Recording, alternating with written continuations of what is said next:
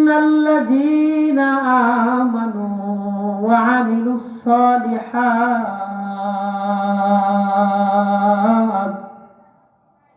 আল্লাহ তাআলা বলেন নিঃসন্দেহে যে সমস্ত মানুষেরা দুইটা কাজ করবে, যে সমস্ত মানুষের মধ্যে দুইটা গুণ থাকবে।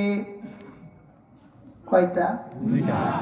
আল্লাহ বলেন যাদের মধ্যে দুইটা গুণ পাওয়া যাবে, কানাত লাহুম জান্নাতুল ফিরদাউসি নুজুলা, আমি আল্লাহ তাদেরকে জান্নাতুল ফিরদাউসের মেহমান বানাইয়া দিব। কথা কার? কথা বলেন, কথা কার? গুণ কয়টা? কথা কয় না, ও ঘুমায় গেছেন?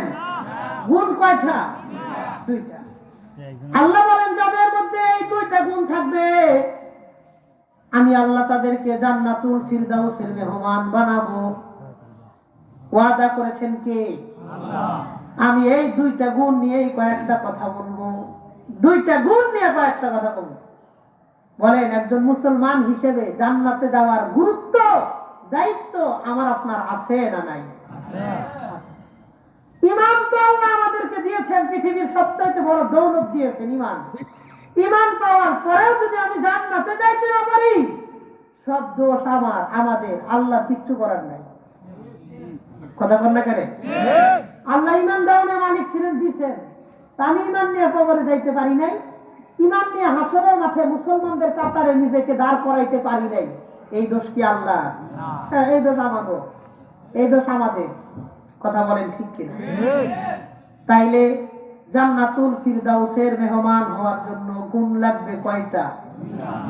এক নম্বর, আল্লাহ তাআলা বলেন ইন্নাল্লাযীনা আমানু,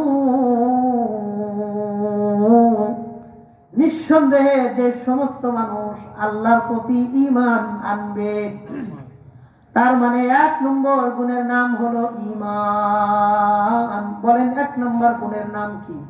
ঈমান। এক নম্বর ঈমান। আজকের এই টিপরা হুসাইনিয়া নুরুল উলুম মাদ্রাসায় আমরা যারা আসছি, মাহফিলে বসছি, বলেন তো আমাদের সবাইকে ঈমানের মতন মহা দৌলত দিয়েছেন কে? আল্লাহ আমাদের ঈমান দিয়েছে, শুধু ভালোবাসে ঈমান দিয়েছে। বলেন আল্লাহর কাছে কোনদিন আমি আপনি ঈমান চাইছিলাম? কথা বলেন, চাইছিলাম? একটা দরখাস্ত লিখছিলাম, একটা ফরম পূরণ করছিলাম? না, কোনদিন আল্লাহর কাছে ঈমান চাইনি।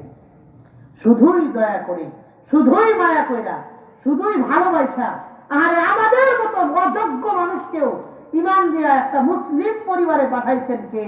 আল্লাহ। এটা শুধুই আল্লাহ দয়া করছেন দেখে আমরা ঈমান পাইছি, অন্যথা